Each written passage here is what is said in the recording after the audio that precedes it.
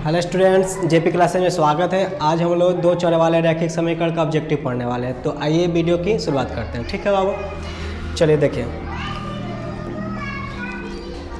Objective पढ़ने से पहले बाबू कुछ कंसेप्ट को समझना जरूरी है। ठीक है बाबू, तो पहला कंसेप्ट क्या है, देखिए ध्यान से।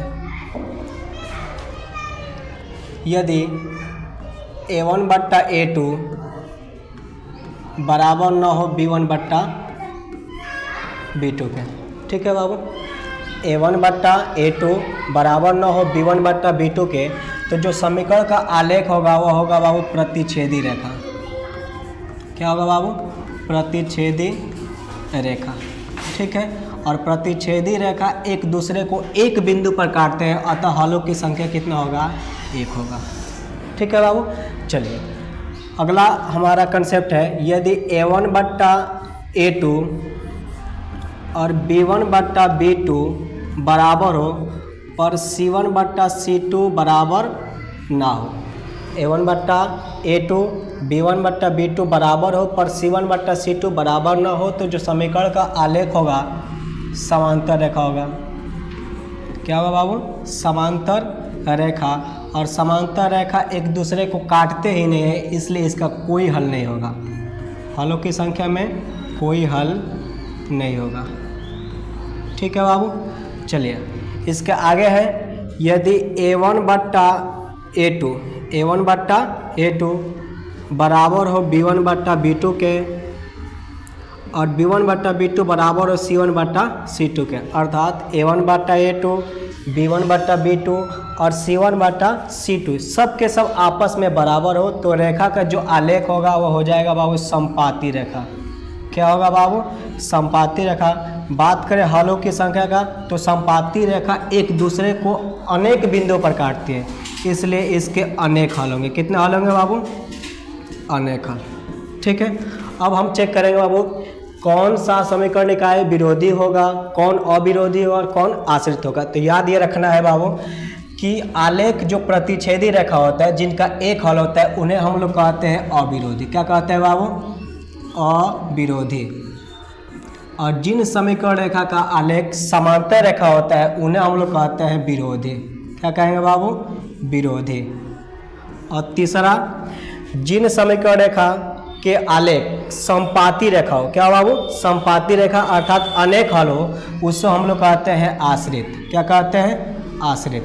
अब लास्ट हमारा कंसेप्ट है बाबू संगत असंगत की। किसकी बाबू? संगत या असंगत की। संगत या असंगत की। तो याद रखिए बाबू, जिनका हल होगा उन्हें हम लोग कहेंगे संगत, और जिनका हल नहीं होता है उसे हम लोग क्या कहते हैं? असंगत कहते हैं।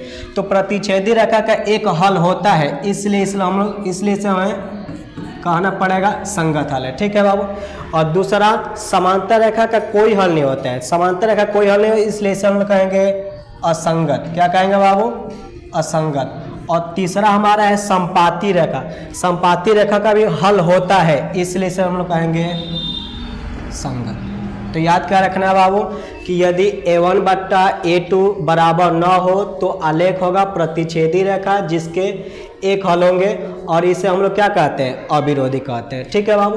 दूसरा कंसेप्ट क्या है कि यदि A1 बट्टा A2 और B1 बट्टा B2 बराबर हो पर C1 बट्टा C2 बराबर ना हो, तो समीकरण का जो आलेख होगा समांतर रेखा होगा। समांतर रेखा का कोई हल नहीं होता है, और इसे हम लोग क्या कहते हैं बाबू? विरोधी कहते हैं। ठीक है। तीसरा कंसेप्ट है बाबू, यदि A1 बट्टा A2 B1 बट्टा B2 C1 बट्टा C2 तीनों के तीनों आपस में क्या हो?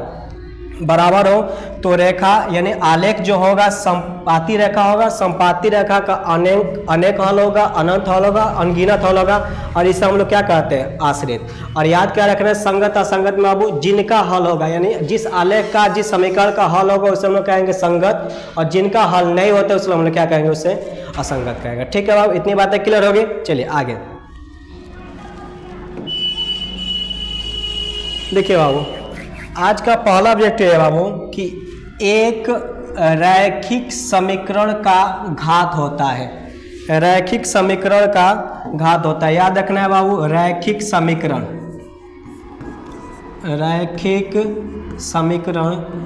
की घात की बात करें तो रैखिक समीकरण का घात 1 होता है। बात करें हम लोग बाबू द्विघात समीकरण का, द्विघात समीकरण का तो घात 2 होता है। और बात करें हम लोग बाबू त्रिघात समीकरण, किसका बाबू? त्रिघात समीकरण। और त्रिघात समीकरण का घात कितना होता है? 3। ये हमें याद रखना है बाबू। रैखिक समीकरण का घात 1 होगा, द्विघात समीकरण का घात 2 होगा, त्रिघात समीकरण का घात 3 होगा। तो हमसे पूछा गया है कि रैखिक समीकरण का घात कितना होता है, तो रैखिक समीकरण का घात कितना होगा बाबू? 1। 1 किस ऑप्शन में है बाबू? सी में। ठीक है, इतनी बातें। चलिए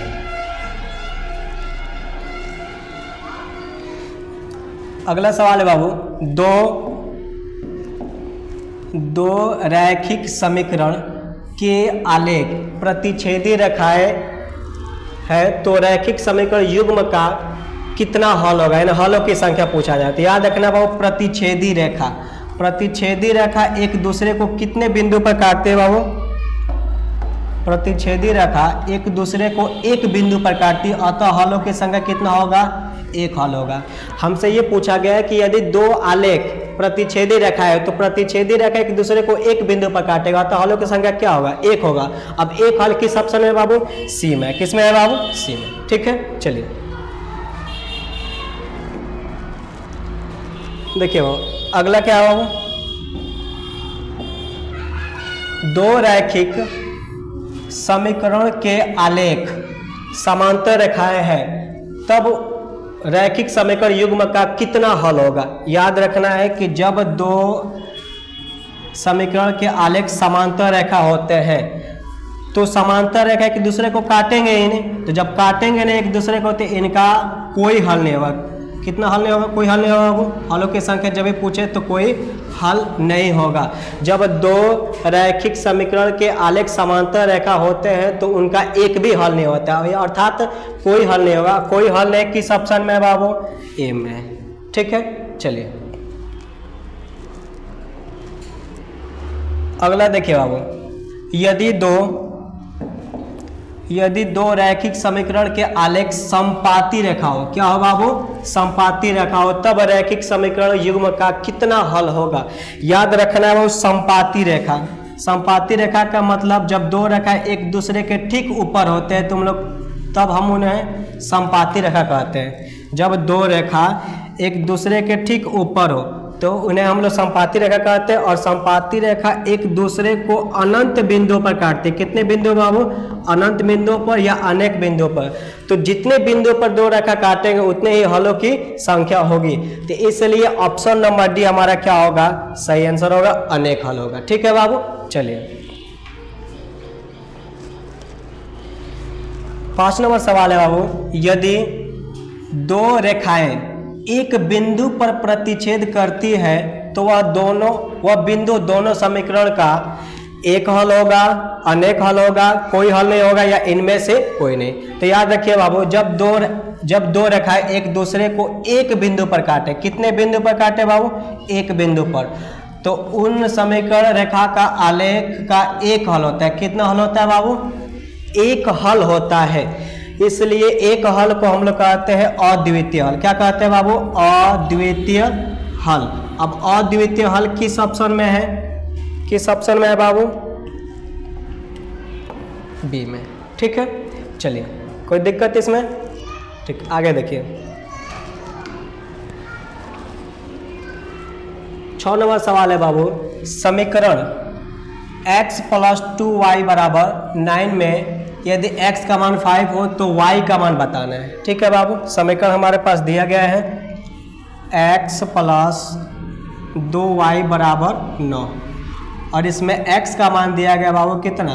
5। हमसे y का मान पूछा गया है। x का मान रखेंगे 5 + 2y बराबर हो जाएगा 9। 2y बराबर 9, ये +5 इधर आएगा तो -5 हो जाएगा। 9 में से 5 को माइनस करेंगे 4, यहाँ बन जाएगा 2y। तो y का मान निकालेंगे तो ये बनेगा 4 और बट्टा में कहाँ चला जाएगा? ये बट्टा का 2 हो जाएगा। ठीक है, अब इसको हम लोग काटेंगे तो कितनी बार में कटेगा? 2 बार में कट गया।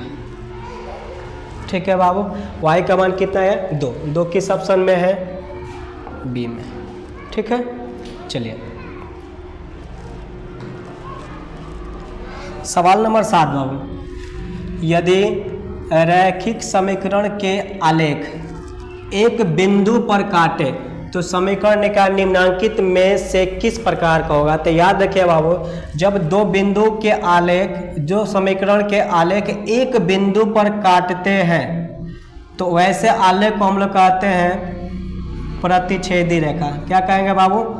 प्रतिच्छेदी रेखा। और प्रतिच्छेदी रेखा का कितना हल होता है? एक हल होता है। कितना हल होता है बाबू? एक हल।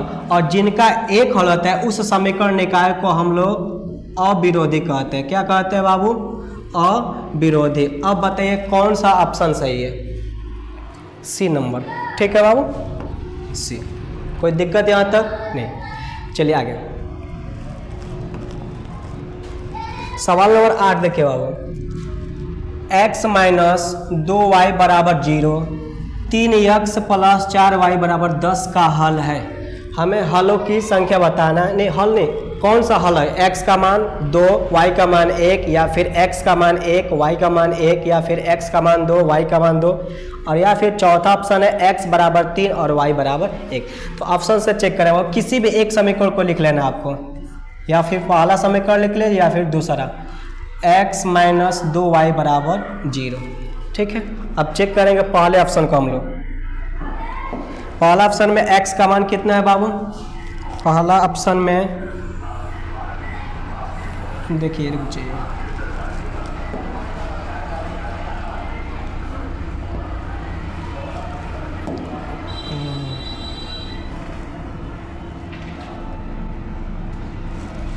देखिए वो x का मान दिया गया, इसमें x का मान 2 और y का मान दे दिया बाबू 1, अब बराबर 0। x और y का मान रखने के बाद, अगर ये x y का मान रखने के बाद इसका मान 0 के बराबर आ जाता है तो कहेंगे कि यही x और y का मान इस समीकरण के क्या है बाबू? हल है। x और y का मान रखने के बाद दोनों साइड बराबर आ जाएगा तो वही x y का मान हल कहलाएगा। ठीक है वो, तो चेक करते हैं। x का मान 2 रखा पहला ऑप्शन, और y का मान 1 रखा, तो ये बन गया 2 माइनस 2 बराबर 0। 2 में से 2 माइनस करेंगे, 0 बराबर 0। यानी x का मान 2, x का मान 2 और y का मान 1 रखने के बाद दोनों साइड आपस में क्या आ गए? बराबर आ गए। इसलिए x बराबर 2 और y बराबर 1 इस समीकरण का हल होगा। ठीक है, चलिए सवाल नंबर 9 है बाबू। यदि 2k माइनस 1 कॉमा के समीकरण 10x माइनस 9y बराबर 12 का हल हो तो k का मान बताना है। इसमें ध्यान से देखिए, ये बिंदु का निर्देशांक दिया गया बाबू। यहाँ से हम लिखेंगे x और y का मान, कमा के पहला वाला x होगा, x का मान होगा 2k माइनस में 1 और y का मान हो जाएगा k। ठीक है, हमारे पास समीकरण दिया गया है 10x माइनस 9y बराबर 12। हम मान रखते हैं 10x का मान है 2k माइनस 1 माइनस 9 गुणे y का मान है k बराबर में हो जाएगा 12। 10 से अंदर गुणा करेंगे, 10 से 2 में गुणा करेंगे हो जाएगा 20k माइनस 10 से 1 में गुणा करेंगे 10 माइनस 9 से k में गुणा करेंगे 9k बराबर हो गया ये 12। समझ में यहाँ तक? फिर 20k में से 9k माइनस करें तो ये बन जाएगा, ये बन जाएगा बाबू 11k बराबर ये 12 हो गया, और ये माइनस 10 इधर आएगा तो हो जाएगा प्लस में 10। 11k बराबर 12 10 कितना हो जाएगा बाबू? 22। तो k का मान निकालेंगे, 11 से 22 कितनी बार में कटेगा? 2 बार में। k का मान आ गया 2। अब 2 किस ऑप्शन में है बाबू? बी में। किस में? बी में। ठीक है, यहाँ तक कोई दिक्कत? चलिए सवाल नंबर 10 है बाबू। विरोधी समीकरण युग्म के कितने हल होते हैं? विरोधी समीकरण युग्म, पहले हम लोग जाने विरोधी समीकरण किसे कहेंगे। तो जब दो रैखिक समीकरण के आलेख, जब दो रैखिक समीकरण के आलेख समांतर रेखा हो बाबू, क्या हो? समांतर रेखा हो, तो उन्हें हम लोग कहते हैं विरोधी। क्या कहते हैं? विरोधी। जब दो रैखिक समीकरण के आलेख समांतर रेखा हो तो हम लोग क्या कहते हैं? विरोधी कहते हैं। और हम लोग जानते हैं समांतर रेखा का कोई हल नहीं होता है, समांतर रेखा का कोई हल नहीं होता है, अर्थात विरोधी समीकरण का भी कोई हल नहीं होगा, इसलिए ऑप्शन नंबर डी क्या होगा? सही होगा। ठीक है बाबू, चलिए सवाल नंबर 11 है, एक रैखिक समीकरण युग्म जिसका कोई हल नहीं होता है क्या कहलाता है? वैसा रैखिक समीकरण युग्म जिसका कोई हल नहीं हो। अब याद रखिएगा बाबू, समांतर, जब आलेख समांतर रेखा होता है, जब आलेख समांतर रेखा होता है तब उसका कोई हल नहीं होता है, तब उसका कोई हल नहीं होता है। और जिनका कोई हल नहीं होता है उससे हम लोग क्या कहते हैं? विरोधी कहते हैं। जब आलेख समांतर रेखा हो तो उसका कोई हल नहीं होगा, और जिनका कोई हल नहीं होता है उसे हम लोग क्या कहते हैं? विरोधी कहते हैं।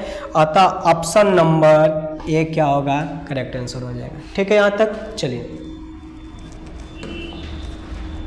सवाल नंबर 12 देखिए बाबू, समीकरण x + y = 6 के कितने हल होंगे? ध्यान से देखा हुआ, ये दो चर वाला रैखिक समीकरण है।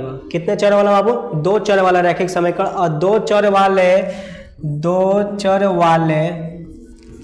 रैखिक समीकरण के, दो चर वाले रैखिक समीकरण के अनंत हल होते हैं। कितने हल होते हैं बाबू?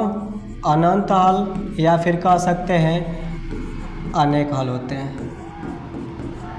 ठीक है, अगर एक चर वाला रैखिक समीकरण होगा तो उसका एक हल होगा, लेकिन यदि दो चर वाला रैखिक समीकरण होगा तो उसके अनंत या अनेक हल होते हैं। अनंत या अनेक किस ऑप्शन में दिया है बाबू? सी में। ठीक है, चलिए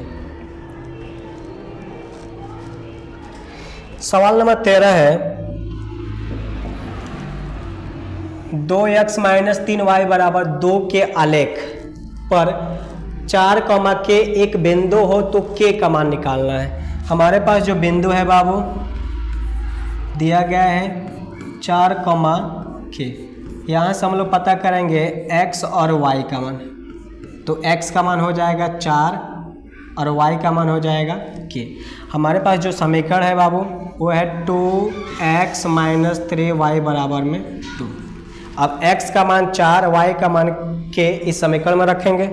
रखने के बाद देखिए क्या मिलता है, ये हो जाएगा बाबू 2 गुणे x के जगह पे 4 - 3 गुणे y के जगह पर k बराबर बन जाएगा 2। 2 में 4 से गुणा करेंगे बनेगा 8, 3 में k से गुणा करेंगे 3k बराबर में हो जाएगा 2। अब यहाँ से k वाला टर्म बनाने देंगे, ये प्लस वाला 8 इधर आएगा तो हो जाएगा माइनस में 8। तो यहाँ बन जाएगा माइनस में 3k बराबर 2 में से 8 को माइनस करेंगे माइनस में 6। माइनस से माइनस कट गया, और 3 से 6 कितनी बार में कटेगा? 2 बार में। कितनी बार में बाबू? 2 बार में। अब 2 किस ऑप्शन में है? बी में है। ठीक है यहाँ तक। चलिए सवाल नंबर 14 देखिए बाबू, 2 अंकों वाली संख्या के लिए सूत्र लिखना है हमें। यदि इकाई का अंक x हो और दहाई का अंक y हो तो 2 अंकों वाली संख्या का सूत्र लिखना है। क्या दिया गया बाबू? इकाई अंक। इकाई अंक दिया है x और दहाई अंक दिया गया है बाबू y। तो हमें बताना है संख्या। क्या बताना है बाबू? संख्या। जब भी हमें संख्या का सूत्र लिखना होगा तो याद रखें बाबू, दहाई में हम लोग 10 से गुणा करते हैं और इकाई में 1 से गुणा करके जोड़ते हैं। अगर 2 अंकों वाली संख्या लिखना होगा तो उसका सूत्र क्या होगा बाबू? उसका सूत्र होगा 10 गुणे दहाई प्लस 1 गुणे इकाई। अब मान रखते हैं 10 गुणे दहाई का अंक है y प्लस 1 गुणे इकाई का अंक है x, तो ये कितना बन गया बाबू 10y plus x। 10y plus x किस ऑप्शन में है? बी में है। ठीक है, चलिए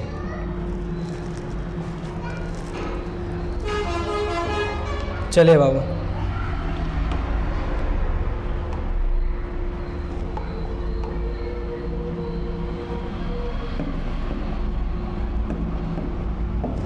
देखिए समीकरण x प्लस 2y प्लस 5 बराबर 0 तथा -3x माइनस 6y प्लस 1 बराबर 0 के हल है। हमें हलों की संख्या बताना है। याद रखिए बाबू, हलों की संख्या जब भी पूछे तब हमें x के गुणांकों का अनुपात निकालना पड़ेगा, फिर y के गुणांकों का अनुपात निकालना पड़ेगा, फिर अंक यानी अचर पद का अनुपात निकालना पड़ेगा। ठीक है ना। तो यहाँ पर x का गुणांक कितना दिया गया बाबू? 1। अब चेक करते हैं हम लोग गुणांकों का अनुपात निकालेंगे। तो x का गुणांक है 1 बट्टा इसमें x का गुणांक है -3 बराबर y का गुणांक है 2। इस समीकरण में y का गुणांक है -6। ठीक है बाबू। अचर पद है इसमें 5 और इसमें अचर पद कितना है? 1 है। ठीक है बाबू। तो ये बन जाएगा 1 बट्टा -3 और ये 2 से 6 कटेगा 3 बार में, यानी 1 बट्टा -3 ये भी हो जाएगा और ये हो जाएगा 5 बट्टा 1। 1 बट्टा -3, 1 बट्टा -3 और 5 बट्टा 1, यानी पहला भाग दूसरा भाग बराबर है पर तीसरा बराबर नहीं है। जब a1 बट्टा a2 बराबर हो b1 बट्टा b2 के पर बराबर न हो c1 बट्टा c2 के। कहने का मतलब यह है कि यदि a1 बट्टा a2 b1 बट्टा b2 बराबर हो पर c1 बट्टा c2 बराबर न हो तो जो आलेख होता है उससे हम लोग कहते हैं उसे हम लोग कहते हैं बाबू समांतर रेखा। क्या कहते हैं? समांतर रेखा। और समांतर रेखा का कोई हल नहीं होता है। समांतर रेखा का बाबू कोई हल नहीं होता है। अब कोई हल नहीं किस ऑप्शन में है? सी में। ठीक है बाबू, कोई दिक्कत यहाँ तक? चलिए सवाल नंबर 16 देखिए बाबू। समीकरण kx माइनस 5y बराबर 2 तथा 6x प्लस 2y बराबर 7 के कोई हल नहीं है तो k का मान बताना है। किसका मान बताना है बाबू? हमें k का मान बताना है। समीकरण kx माइनस 5y 2 के बराबर हो और 6x प्लस 2y 7 के बराबर हो तो कोई हल न होने की स्थिति में k का मान बताना है। और याद रखिए बाबू, कोई हल न होने की स्थिति में शर्त क्या होता है?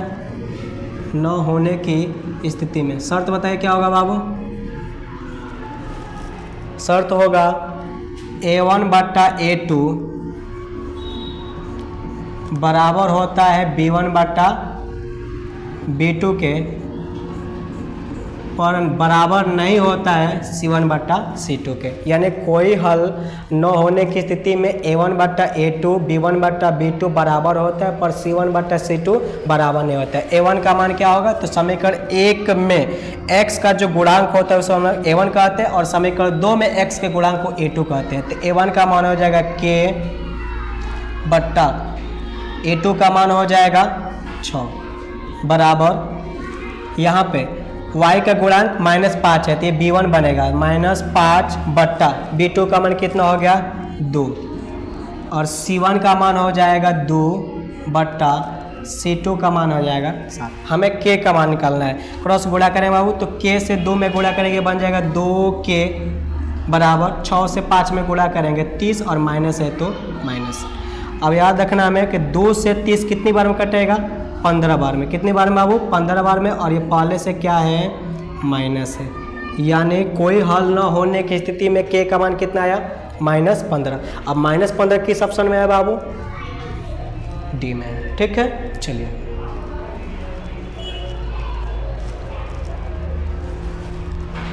बाबू देखिए ध्यान से। दो चरों में दो रैखिक समीकरण के ग्राफ यदि प्रतिच्छेदी रेखाएं हो तो हलों की संख्या कितनी होगी? बताइए इसका ऑप्शन, इसका जवाब बताइए बाबू। कि जब ग्राफ प्रतिच्छेदी रेखा हो, आलेख प्रतिच्छेदी रेखा हो, तो हलों की संख्या कितनी होती है? याद रखना है बाबू कि जब आलेख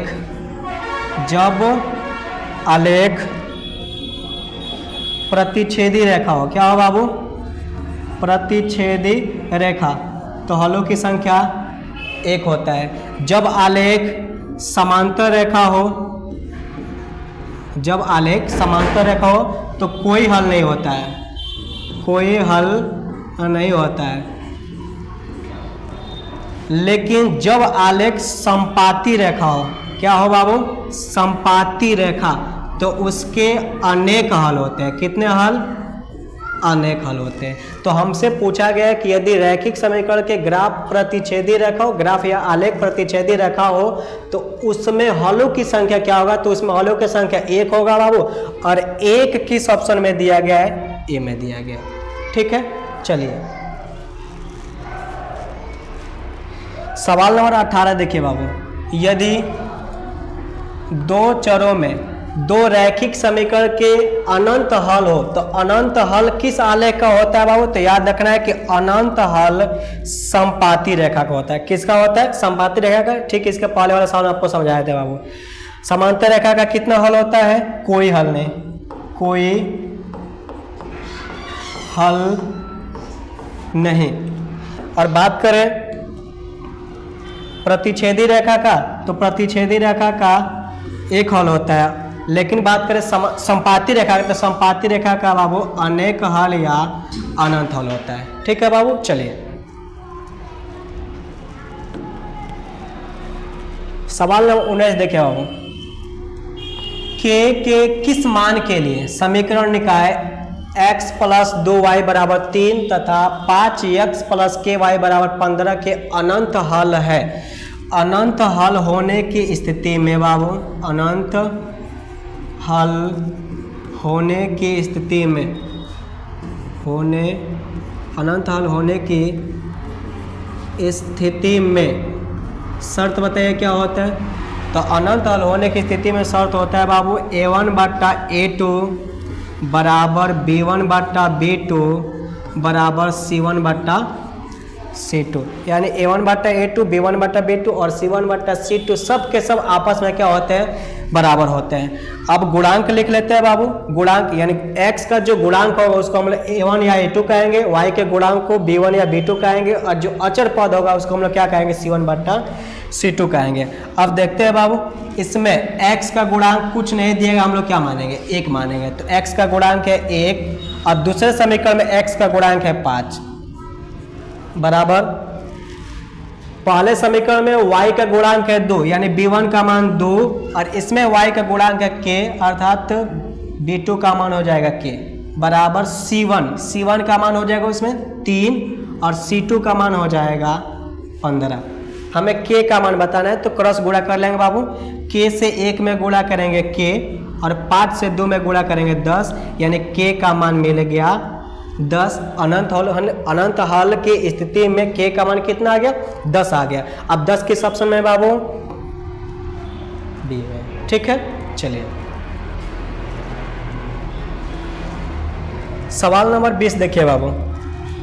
रैखिक समीकरण युग्म x + 2y = 5 तथा 3x + 12y = 10 का एक हल होगा, कोई हल नहीं होगा, अनंत हल होगा, या इनमें से कोई नहीं? चेक करके बता दीजिए बाबू फटाफट कितना हल होगा।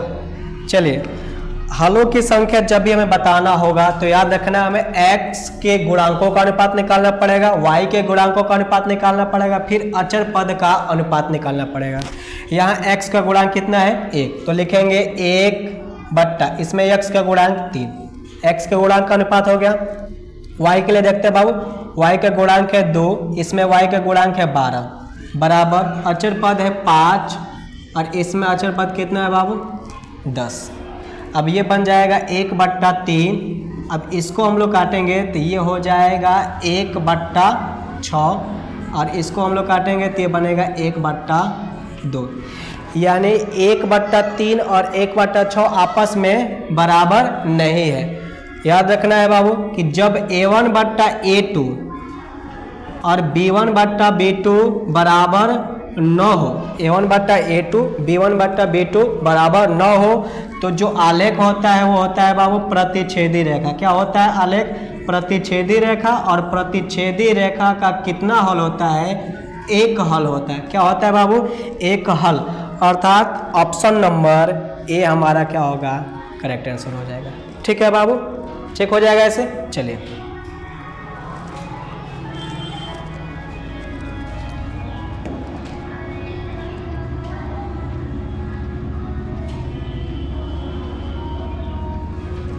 देखिए बाबू, के किस मान के लिए समीकरण x + 2y = 7 तथा 2x + ky = 14 संपाती है। यानी संपाती के शर्त में, संपाती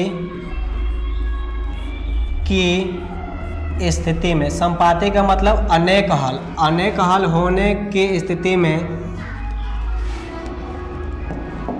a1/a2 b1/b2 और c1/c2 आपस में क्या होते हैं? बराबर होते हैं। ठीक है बाबू, संपाती की स्थिति में या फिर अनेक हल होने की स्थिति में a1/a2 b1/b2 और c1/c2 आपस में क्या होते हैं? बराबर होते हैं। अब यहाँ हम गुणांकों को लिखेंगे। a1 a2 क्या है? x के गुणांक है। यहाँ x का गुणांक कुछ नहीं है तो क्या मान लेंगे बाबू? 1 मान लेंगे। तो गुणांकों का अनुपात निकालते हैं। x का गुणांक हो जाएगा 1/, दूसरे समीकरण में x का गुणांक है 2 बराबर b1 मतलब y का गुणांक 2 और b2 का मतलब दूसरे समीकरण में y का गुणांक k है बराबर c1 का मान यानी अचर पद 7/, c2 का मान हो जाएगा 14। ठीक है, अब यहाँ से क्रॉस गुणा करेंगे, k में 1 से गुणा करेंगे बनेगा वो k, 2 में 2 से गुणा करेंगे 4, यानी k बराबर कितना मिल गया? 4, और 4 किस ऑप्शन में है? सी में। ठीक है, हो जाएगा। चलिए सवाल नंबर 22 देखिए बाबू, a के किस मान के लिए, a के किस मान के लिए समीकरण निकाय ax - y बराबर 2 और 6x - 2y बराबर 3 का एक अद्वितीय हल। अद्वितीय हल का मतलब कितना हल बाबू? एक हल। अद्वितीय का मतलब एक हल, यानी अद्वितीय हल होने की स्थिति में हमसे a का मान पूछा गया है। तो लिखेंगे हम लोग बाबू, अद्वितीय हल की स्थिति में, अद्वितीय हल की स्थिति में शर्त क्या होता है बाबू? शर्त होता है a1/a2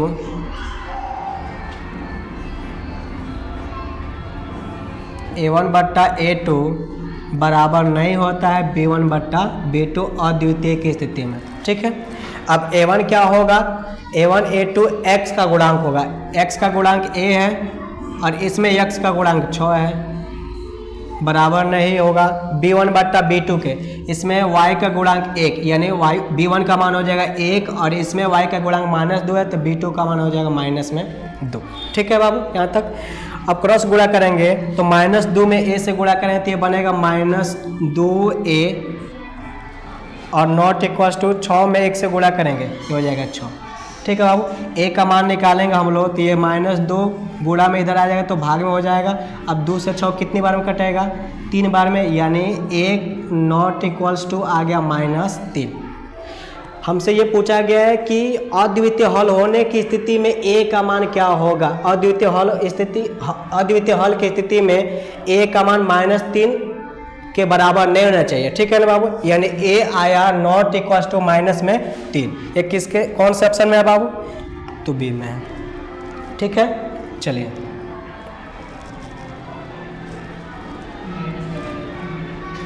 ठीक है। अच्छा, इसमें माइनस छूट गया का? देखो माइनस नहीं, देखो अब यहाँ पे एक चीज़ छूटा है, देखिए ध्यान से। y का गुणांक माइनस है, क्या है बाबू? -1। तो माइनस से माइनस कट जाएगा, यहाँ पे माइनस से माइनस यहाँ कट जाएगा, माइनस नहीं रहेगा।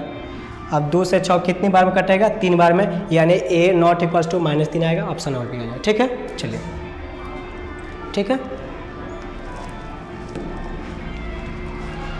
चलिए सवाल नंबर 23 है बाबू, रैखिक समीकरण x + 3y = 4 तथा 2x - 5y = 1 के कितने हल होंगे? यानी हमसे कितने हल ने हमसे पूछा है कि अविरोधी होगा, विरोधी होगा या फिर आश्रित होगा। ठीक है बाबू, तो अविरोधी, विरोधी, आश्रित या हलों की संख्या पूछे बाबू, उसके लिए हमें x के गुणांकों का अनुपात निकालना पड़ेगा।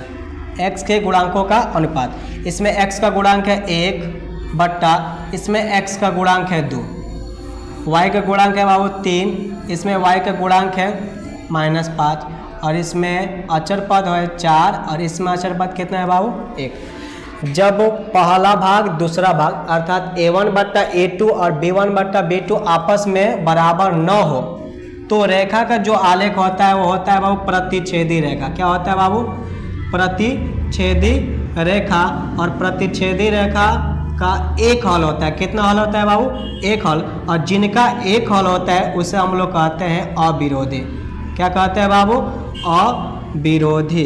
अब अविरोधी किस ऑप्शन में है? ए में है। हो जाएगा बाबू, चलिए ठीक है, आगे देखिए सवाल नंबर 24, यदि रैखिक समीकरण का युग्म असंगत हो तो उसे निरूपित करने वाली रेखाएं होगी। असंगत, असंगत का मतलब हल संभव न हो बाबू। असंगत का मतलब हल नहीं होता है। अब याद क्या रखना है बाबू कि जब दो रैखिक समीकरण के आलेख एक बिंदु पर काटते हैं तो उसके कितने हल होते हैं? एक हल। कितना हल होता है बाबू? एक हल। और जिनका एक हल होता है उसे हम लोग कहते हैं प्रतिच्छेदी रेखा। उसे हम लोग क्या कहते हैं? प्रतिच्छेदी रेखा। और प्रतिच्छेदी रेखा का हल होता है, इसलिए हम लोग क्या कहते हैं? इसको हम लोग संगत कहते हैं। जब दो रेखा के आलेख एक दूसरे को काटे ही नहीं, जब दो रेखा के आलेख एक दूसरे को काटते नहीं है तो उनका कोई हल नहीं होता है, उनका कोई हल नहीं होता है। और जिनका कोई हल नहीं होता है उस रैखिक समीकरण के आलेख को हम लोग, रैखिक समीकरण के आलेख को हम लोग क्या कहते हैं बाबू? समांतर रेखा कहते हैं। क्या कहते हैं? समांतर रेखा कहते हैं। याद क्या रखना है कि जब रैखिक समीकरण के आलेख प्रतिच्छेदी रेखा हो तो उनका एक हल होता है और जिनका हल होता है उन्हें हम लोग क्या कहते हैं? संगत।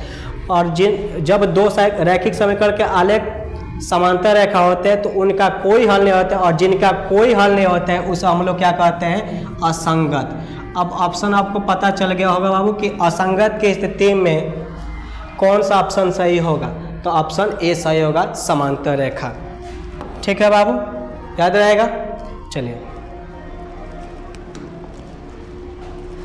अगला सवाल है बाबू, यदि रैखिक समीकरण का युग्म संगत हो, रैखिक समीकरण का युग्म संगत हो यानी हल संभव हो, हल संभव होगा। तो जब रैखिक समीकरण का युग्म संगत होता है तो उनके द्वारा निरूपित करने वाली रेखाएं होती है। हल किसका किसका होता है बाबू? तो प्रतिच्छेदी रेखा का हल होता है, प्रतिच्छेदी रेखा का भी हल होता है और संपाती रेखा का भी हल होता है। प्रतिच्छेदी रेखा का भी हल होता है और संपाती रेखा का भी होता है, इसलिए इन दोनों को हम लोग क्या कहते हैं? संगत कहते हैं। बात करें समांतर रेखा की तो समांतर रेखा का कोई हल नहीं होता है और इसलिए इससे हम लोग क्या कहते हैं बाबू? असंगत कहते हैं। तो रैखिक समीकरण युग्म यदि संगत है तो उन्हें प्रतिच्छेदी रेखा या संपाती रेखा कहा जाता है। या प्रतिच्छेदी या संपाती दोनों आलेख संभव है, इसलिए ऑप्शन नंबर डी क्या होगा? करेक्ट आंसर होगा, प्रतिच्छेदी या संपाती। ठीक है, कहने का मतलब यह है बाबू कि जब रैखिक समीकरण युग्म का संगत हल हो तो उनके द्वारा निरूपित करने वाले रेखाएं या तो प्रतिच्छेदी हो सकते हैं या फिर संपाती हो सकती है। ठीक है, चलिए सवाल नंबर 26 है बाबू, यदि 3x माइनस 5y बराबर 0 हो और 9x प्लस 15y बराबर 0 हो तो x और y का मान होगा।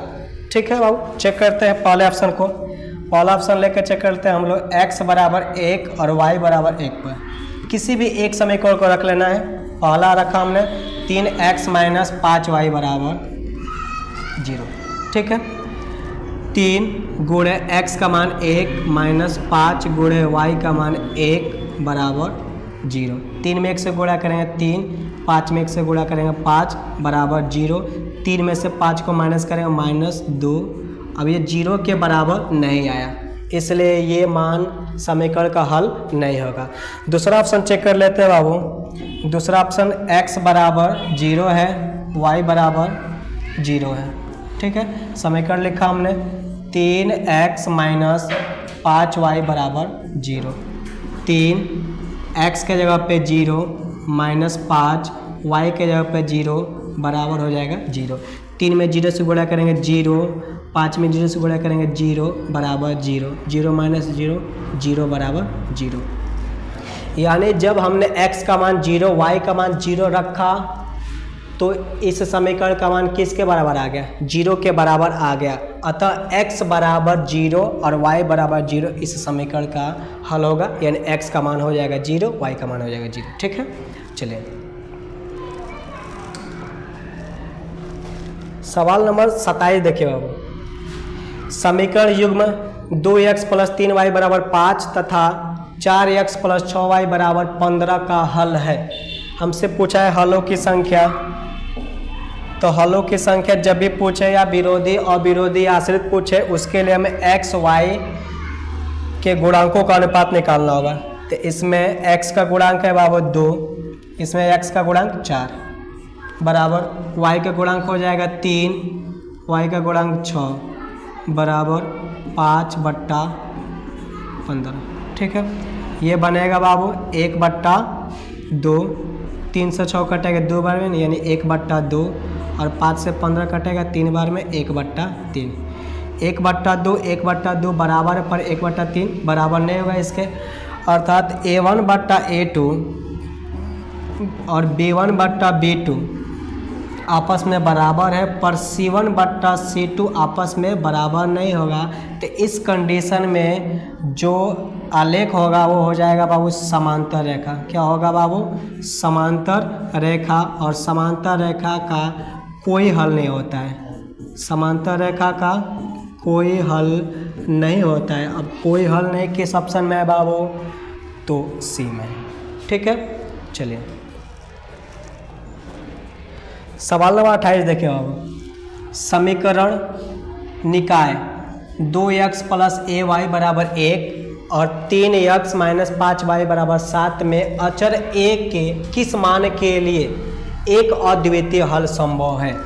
अद्वितीय हल की स्थिति में अद्वितीय हल की स्थिति में अद्वितीय हल की स्थिति में शर्त बताइए बाबू क्या होगा? अद्वितीय हल की स्थिति में A1/A2 बराबर नहीं होता है B1/B2 के। B1/B2 के अद्वितीय हल होने की स्थिति में A1/A2 बराबर नहीं होता B1/B2 के। A1 A2 क्या होगा? x का गुणांक होगा। x का गुणांक 2/5। अच्छा, उसमें 3 है बाबू। ठीक, 2/3 और y का गुणांक इसमें है बाबू a/, इसमें y का गुणांक है -5। क्रॉस गुणा करेंगे तो ये बनेगा 3a नॉट इक्वल्स टू 5 में 2 से गुणा करेंगे 10, माइनस है तो माइनस। हमें a का मान बताना है तो a का मान बनेगा -10/3, यानी अद्वितीय हल होने की स्थिति में a नॉट इक्वल्स टू -10 क्या होगा? 3 होगा। अब -10/3 किस ऑप्शन में है? बी में। ठीक है, चलिए सवाल नंबर 29 है बाबू। यदि x माइनस 2y बराबर 3 तथा 3x प्लस के वाई बराबर 1 का एक अद्वितीय हल हो, उस स्थिति में k का मान बताना है। अद्वितीय हल की स्थिति में k का मान बताना है। अद्वितीय हल की स्थिति में, अद्वितीय हल की स्थिति में a1 बट्टा a2 बराबर नहीं होता है b1 बट्टा b2 के। ठीक है बाबू, a1 बट्टा a2 क्या होगा, एक्स वाई का गुणांक है। इसमें x का गुणांक कुछ भी नहीं दिया है तो क्या मान लेंगे 1, तो 1 बट्टा 3, b1 का मान है -2 बट्टा b2 का मान कितना हो जाएगा k। ठीक है, क्रॉस गुणा कर ले हम लोग, तो k में 1 से गुणा करेंगे k नॉट इक्वल्स टू हो जाएगा 3 गुणा -2 माइनस में 6, यानी k बराबर नहीं है -6 के। ये किस में है बाबू, ऑप्शन नंबर बी में। ठीक है बाबू, अच्छा माइनस इसमें नहीं है, चलिए ठीक है -6 होगा। चलिए, और आज का लास्ट सवाल है बाबू 30 नंबर, देखिए के किस मान के लिए, के किस मान के लिए रैखिक समीकरण युग्म 2x माइनस वाई माइनस 3 बराबर 0 तथा 2x प्लस 7y माइनस 5 बराबर 0 का एकमात्र हल x बराबर 1 और y बराबर -1 होगा। यानी x का मान दिया है बाबू 1, y का मान दे दिया -1 और हमसे k का मान पूछा गया। किसका मान पूछा गया बाबू, k का मान। हमारे पास दो इक्वेशन है, 2x माइनस वाई माइनस 3 बराबर 0 पहला इक्वेशन है, और दूसरा इक्वेशन दिया है 2kx प्लस 7y माइनस 5 बराबर 0। x और y का मान समीकरण 1 में रखने से कोई फ़ायदा इसलिए नहीं है क्योंकि इसमें k है ही नहीं है, और k किस इक्वेशन में है, वो दूसरे इक्वेशन में है। तो इसमें हम लोग क्या करेंगे, x के जगह पर 1 रखेंगे प्लस 7 हो जाएगा, और y के जगह पर -1 हो जाएगा, और पहले से -5 बराबर में क्या हो जाएगा 0। 2k में 1 से गुणा करेंगे 2k हो जाएगा, प्लस माइनस माइनस 7 में 1 से गुणा करेंगे 7 -5 बराबर बन जाएगा 0। ये बनेगा वो 2k -7 -5 माइनस में 12 बराबर 0। हमें k का मान बताना है, तो 2k बराबर ये -12 इधर आएगा तो +12, 2 से 12 कितनी बार में कटेगा, वो 6 बार में, यानी k का मान कितना आ गया 6 आ गया। ठीक है बाबू, 6 किस ऑप्शन में है, सी में। ठीक है, आज के क्लास में सिर्फ इतना ही, मिलते हैं अगले वीडियो में।